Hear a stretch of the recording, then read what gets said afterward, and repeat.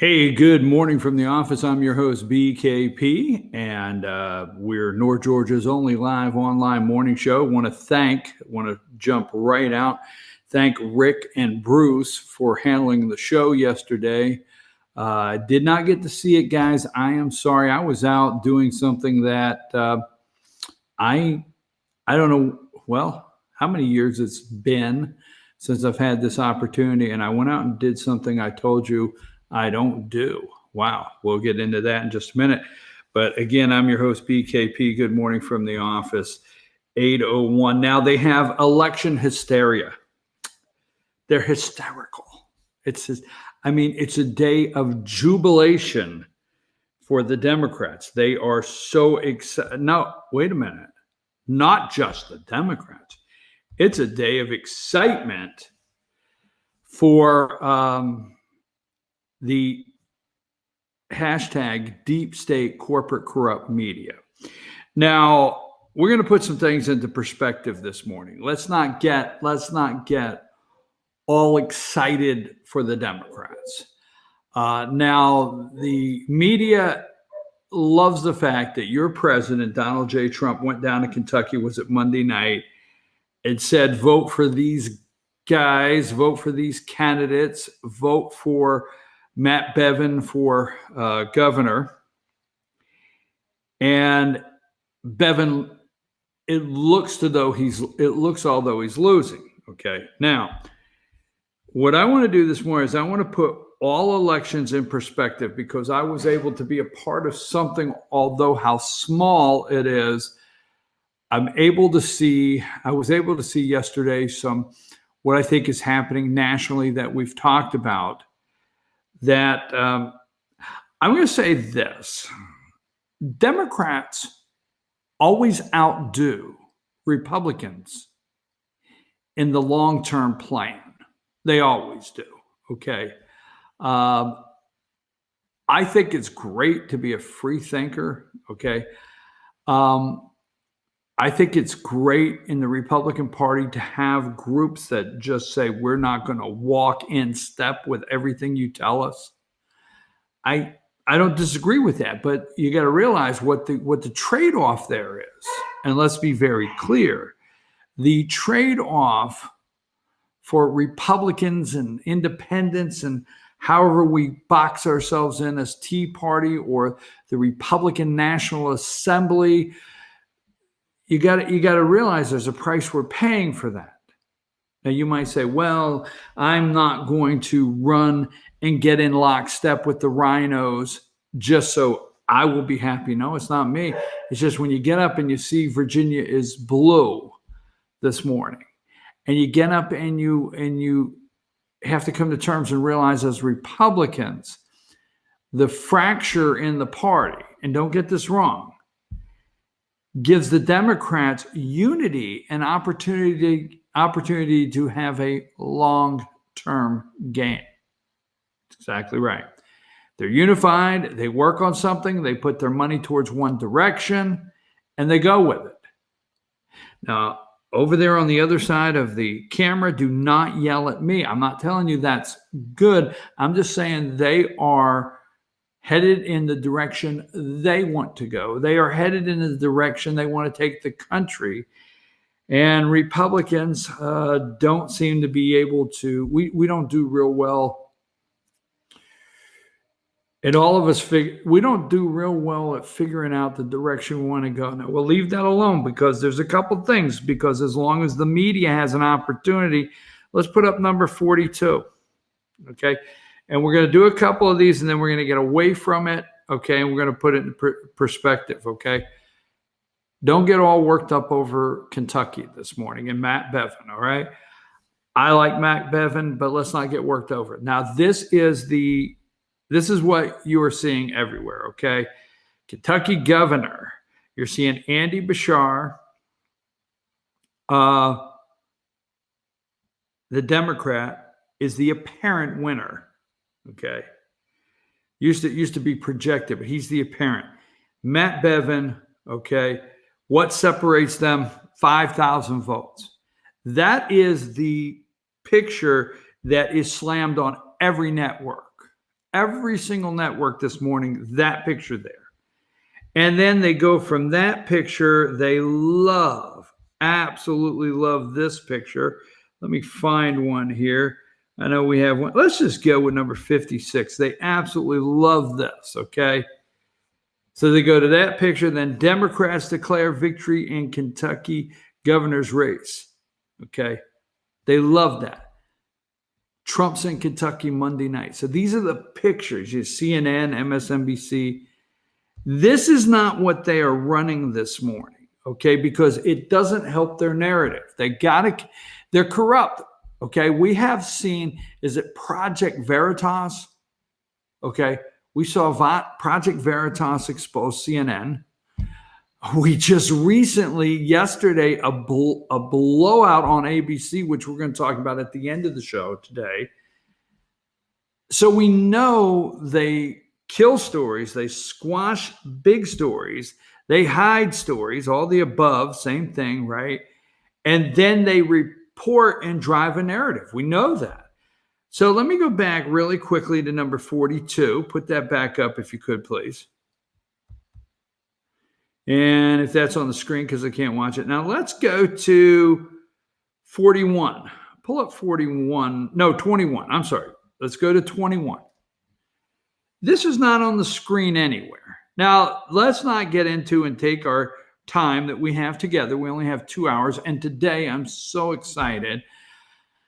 I'm going to be coming home to Georgia. Oh, it's hard to explain. I don't want to have that media jubilation with leaving here, but it's like I never can wait to get home. All right. So this being said, number 21. Andy Brashar, that's what I'm hearing pronounced, okay. Neither here nor there, 49. Matt Bevin, but then the Libertarian. Now, Bevin is a 5,000, like around 5,000 gap on Brashar. But the Libertarian, John Hicks, has 28,475 votes. Now, where do you think the Libertarian votes would go for the most part? So there's obviously 5,000 votes that Bevin needs in John Hicks, the Libertarian candidate. Am I on here this morning saying the Libertarians cannot have a candidate? Am I on here saying it's wrong? No, I'm not. I do wish Libertarians would get enough money behind them if they want to be taken seriously and not just alter elections. Look, I'm going to tell you something, all right? Wake up. Smell the coffee, smell whatever you want to smell, okay? You smell it, it's there. There are, every day in elections, there is a third candidate that's there to disrupt, not win. So did John Hicks think during this campaign he could win, or did he think he would disrupt this election? Do you think he realized he could pull enough votes to disrupt this election with Andy Brashar? It's every single day. You have a candidate that's there to disrupt the election, not win. And I'm going to say myself, although, I'm not opposed to a Libertarian candidate, stop running if you're only there to disrupt an election and turn it a certain way because you're the ringer, okay? And trust me, these big elections, there's a ringer in every one, okay? So that is not being shown to you. And then I'm going to show you one more picture that they're not talking about. And then we're going to do you know this guy? After the break, okay? We're going to get into Kentucky. Number 31. Give me 31. Do you know that guy right there? Media is not talking about this guy here this morning.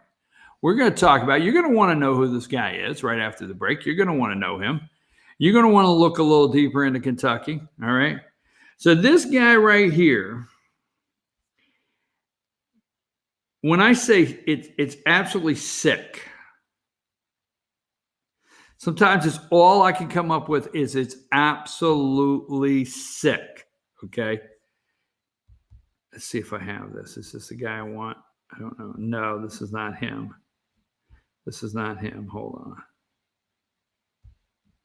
Hang on there, Baba Louie. I got it.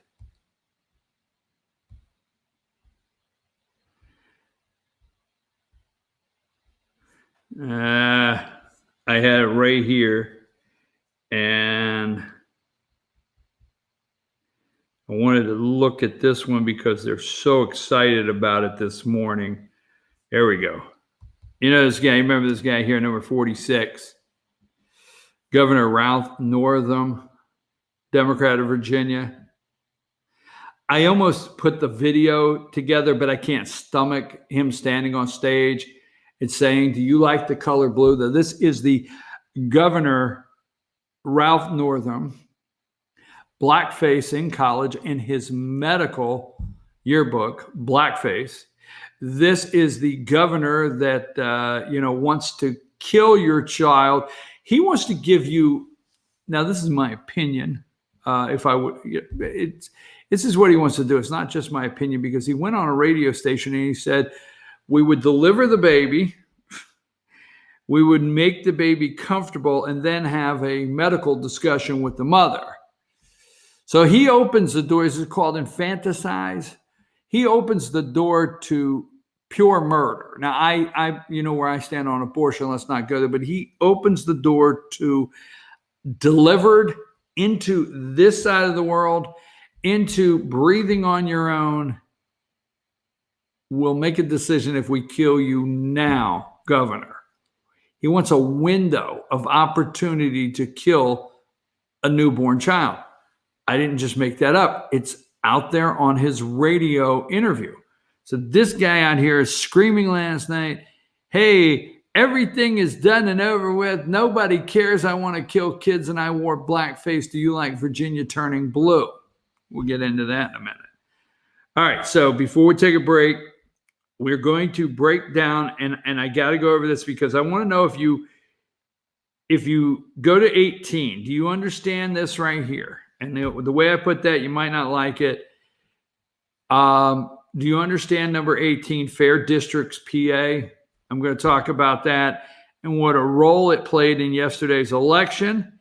And let's see what else I have. Do you know this guy here, number 5? First Black Attorney General in the state of Kentucky. Do you know him? And then let me see what I have here. I want to show you. Do you know why? I can get down to here. Do you know why? Where's he at? I thought I had him here. Yeah, we'll maybe look at it later. Do you know why Mitch McConnell stood on the stage with Donald Trump the other night? Go to 23. Do you know why Mitch McConnell stood on the stage with Donald Trump Monday night? Because of this fear right here. This lady puts this, I think she's a fighter pilot. She is a veteran. Number 29 puts the fear in this man, Amy McGrath. Yes, she's a fighter pilot, lieutenant colonel, retired. Puts the fear in McConnell. He's on the stage there with Trump, and we'll talk more about that later. So let's go to this. Let's go to local elections, and then I'm going to give you a little bit on personally what took place yesterday in the election I was involved with. Let's go to quickly number 24. Gilmer County held an election yesterday. It was election day there, and Post 1 Commissioner 2019 election results. Now, the Post 1 Commission spot was open because Dallas Miller resigned and left a balance on his term. All right, so this is only for 1 year. This is it for 1 year, and then got this post is back open. So Jason Biggs got 227, Al Cash got 249, Ed Stover 206, and Jerry Tuso 91. and Hubert Parker got 1,360 votes.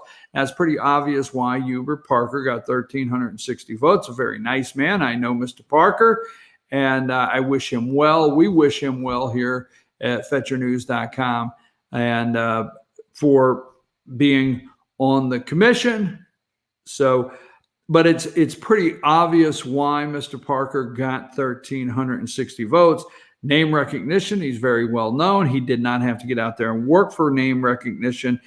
He has been on the building authority, board of the building authority there in Gilmer County, Chamber of Commerce, you name it, Lions Club. I can't, the list is very long. So a lot of people know Mr. Parker, and we wish him very well. But I, for one, I got a message last night. I, for one, cannot run out and say he won by a landslide because there'll be no runoff.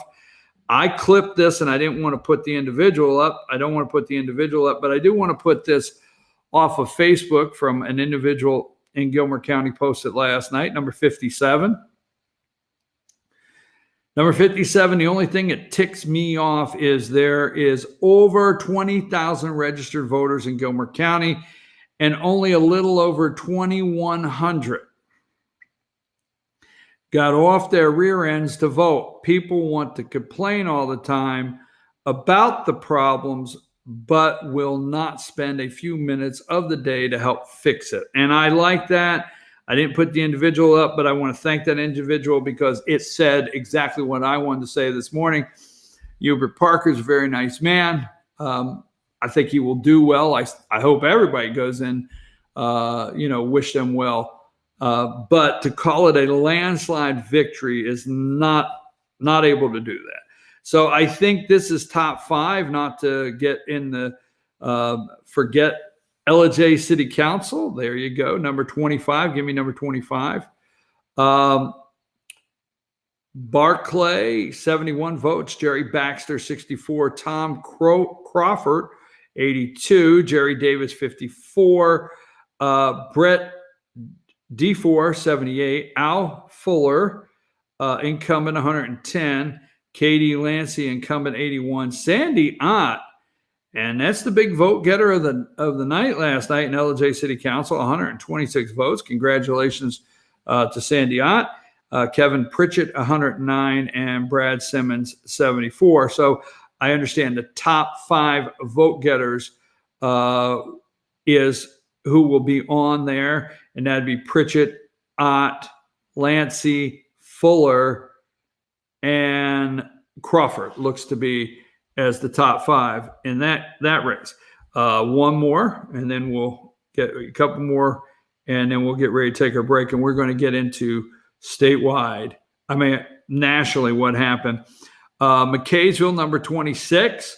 Voters went, and the question was asked, are you in favor of Sunday alcohol sales? I guess pouring, for restaurants. And McKaysville, that won by 3 votes. Looks to be voters ultimately decided to allow these sales with a final tally of 90 are in favor of it, 87 were opposed. So 3 voters that were not, actually it was a 4 vote for difference needed to be. Number 27, those alcohol sales on Sunday in McKaysville. Number 27, the mayor, as you can see, Thomas C. Bolt won re-election 117-63. And number 28, McKaysville City Council. We'll just let you look at those results. Woody 146, Carter 131, Collis 122, Kiker 120, Beaver 120, Stanley 93, Tanner 48, Turpin 69. You would think with those kind of numbers on votes, well, we'll just leave it there. So I think the top 5 vote getters there, but that's McKaysville City Council. Now go to FetcherNews.com and go to Dawson and all the other counties for those results. You will find those there. You can pick the counties at the top at FetcherNews.com. Now, yesterday I had an opportunity, so let me close with this personal moment, okay? Yesterday, I got an opportunity to do two things: campaign for a candidate. As you well know, and endorse a candidate. I got an opportunity yesterday for the first time since Fetch Your News is open to actually publicly say I endorse a candidate, and two, ask people to vote for that candidate. And that would be number 17. Number 17 is a picture of my brother. Now, Lehigh Township, Pennsylvania, in Northampton County, Lehigh Township, Pennsylvania, in Northampton County is a township of about 10,000 people in Pennsylvania. It's outside of Philadelphia, probably an hour and a half. More of a conservative side of Northampton County. So if Trump wins, he has to win this county here.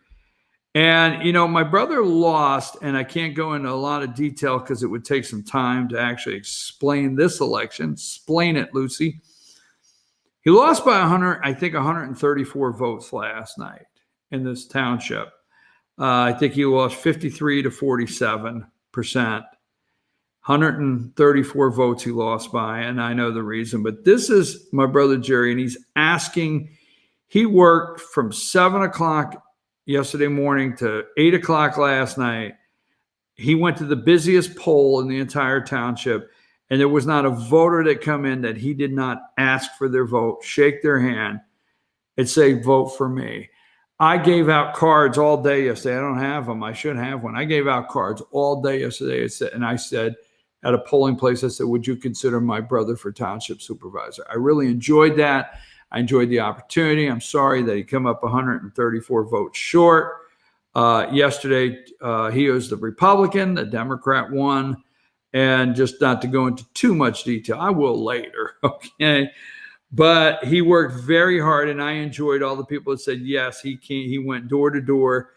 And so I enjoyed that yesterday. But as I was there enjoying that in Pennsylvania, because it's across the nation, they actually had a meeting in Ellijay a couple years ago. Give me number 14. This sign, I looked at this sign all day long. You see that, number 14? Gerrymandering cuts votes out. Make your vote count. www.fairdistrictspa.com. Fair Districts PA. Okay. And I watched these two ladies all day long. I asked if I could take their picture, so I didn't break any laws here. Number 15, you see their pamphlets there. You see their petitions they have, Fair PA. And this was a big polling place just outside of Metro Philadelphia here, an hour and a half away. But I got one of these, okay? And I watched them give them out all day long. We're going to talk about that. We're going to talk about what that has to do with Kentucky, what that has to do with Virginia, what that has to do with Georgia. I'm telling you.